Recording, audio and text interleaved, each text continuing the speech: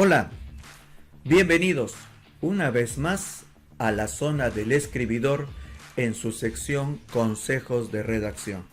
Sección que busca contribuir con quienes quieran corregir algunas debilidades normativas o de gramática en la construcción de sus textos.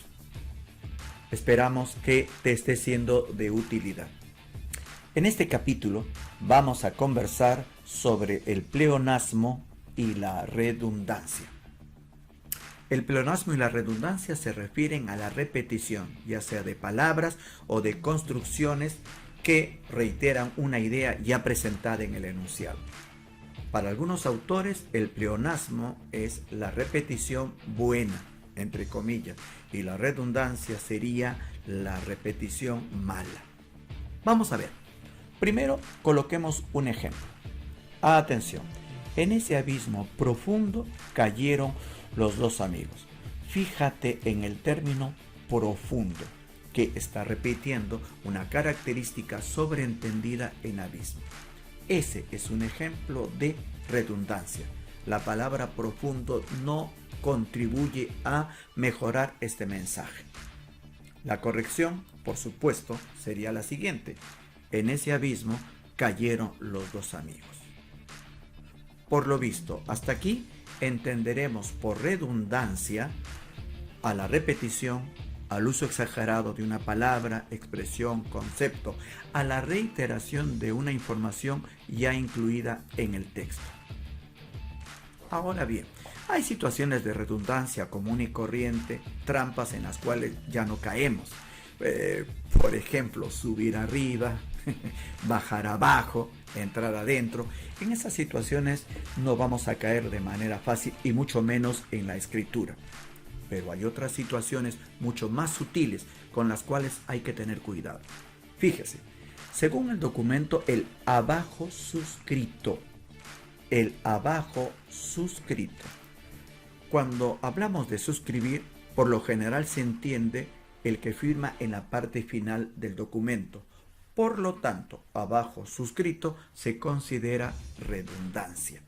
Y la corrección sería pues la siguiente. Según el documento, el suscrito respalda el petitorio y queda. Ahora bien, sin embargo, hay otras situaciones en donde la repetición podría ser necesaria para darle énfasis al sentido del mensaje. Fíjate en la siguiente construcción. De inmediato, entrega esta carta en sus propias manos. ¿Por qué repetimos el término en sus propias manos? Para darle énfasis, para darle fuerza a la obligatoriedad de esta entrega. A eso es que algunos autores denominan pleonasmo. Por lo tanto, hasta aquí, para algunos autores, el pleonasmo es más bien una figura literaria, una figura retórica que consiste en añadir una palabra, una frase con el fin de embellecer el texto, con el fin de hacer énfasis en alguna parte del mensaje.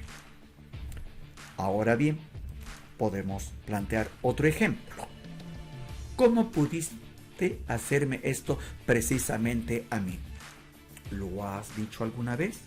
¿Lo has escrito? ¿Lo has encontrado en algún texto? Probablemente sí. Esa sería una situación de pleonasmo que permite enfatizar el daño hecho, precisamente a mí. A eso se denominaría pleonasmo. Por ejemplo, esta otra construcción. Lo agredieron en su propia casa. Evidentemente, pero la construcción en su propia casa le da la suficiente fuerza. Ahora bien, cuando manejo los talleres de redacción, muchas veces con los participantes, solemos entrar en este tipo de conversación y a veces de discrepancia, porque lo que algunos considerarían un pleonasmo, otros lo pueden considerar una redundancia. Lo importante es que el autor decida por propia voluntad, ahí tienes otro ejemplo, si es que va a dejar la palabra o la frase que reitera el mensaje. Ahora bien, hay una diferencia que se tiene que anotar durante la construcción como un defecto. Nota la siguiente construcción. lo encontraron en ese duro invierno aterido de frío, cuando evidentemente el término aterido implica frío. Esa no sería considerada una situación de pleonasmo, sino más bien de una redundancia que se filtra sutilmente en nuestro texto. La corrección, en este caso, sería: lo encontraron en ese duro invierno aterido, que está sobreentendido con frío y moribundo. Repito una vez más, la línea entre redundancia y pleonasmo depende de la intención del autor, principalmente en los textos literarios, donde juegan mucho las construcciones personales. En los textos convencionales, mucho más cuidado para evitar la redundancia. Te dejo esto como tarea. ¿Qué te parece? Vimos que la estantería estaba completamente abarrotada. Completamente abarrotada. El término abarrotado ya de por sí implica llenura. ¿El adverbio completamente será necesario? ¿Se puede evitar? ¿O insistiríamos en dejarlo? Eso lo decides tú.